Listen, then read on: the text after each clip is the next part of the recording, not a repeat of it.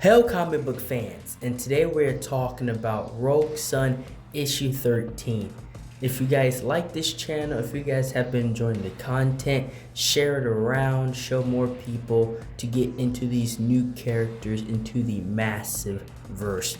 We are getting closer to that 500 mark on this channel, and I'm just internally grateful for everybody that keeps coming back and watching these videos. Thank you.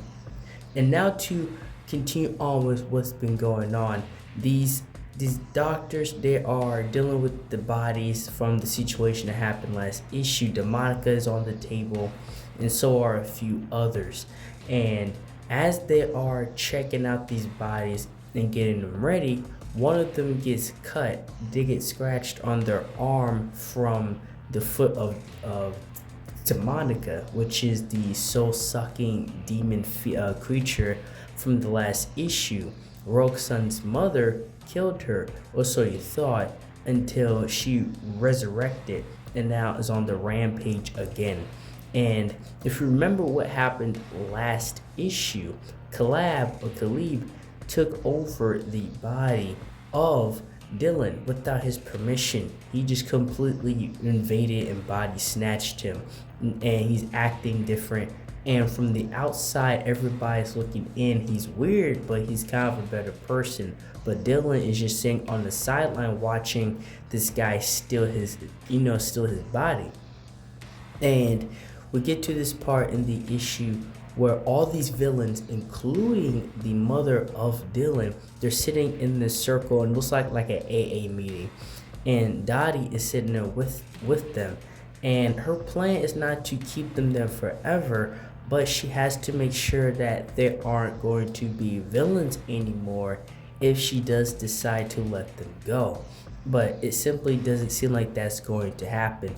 They are waiting for Morningstar to invade our realm so they can break free and cause havoc rather than try to be better people.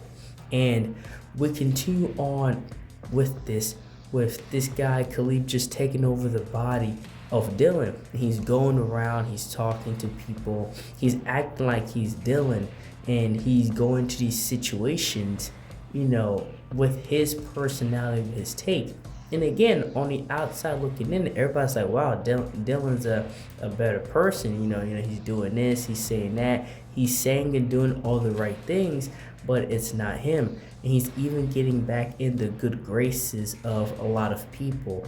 But again, Dylan's on the sideline, and he is simply a spectator of his own life, or what was his own life.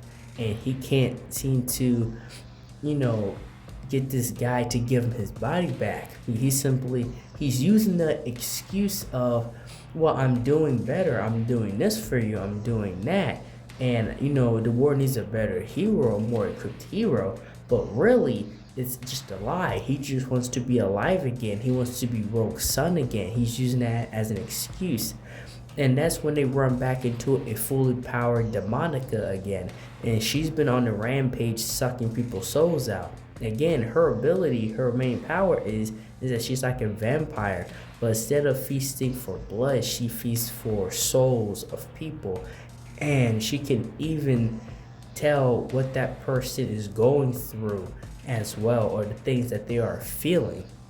As Khalid and Dylan run back into Monica, they find out that not only she's just simply back, but she's fully powered, and she can see both Dylan as well, and she can tell that somebody else is within the armor of Rogue Sun. And something interesting happens here. It's both funny, and to be fair, it was a good idea, because Dylan, she's able to see Dylan's spirit.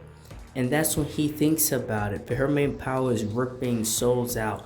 And he comes up with the idea. He actually tag teams with Demonica to try to get Caleb out of the armor and out of his body, so Dylan could take his body back along with his armor. And for Demonica to pretty much have her way with Khalid. And I read this and I saw this and I was like, well, that's a very good idea. I probably would have done it too. And he's coaching her through beating Collab just so he can be able to have his body back. I don't blame him at all for doing this. And it almost worked. He was so close for this for actually working if he wasn't, again, skilled enough to beat her and to hijack the body back again.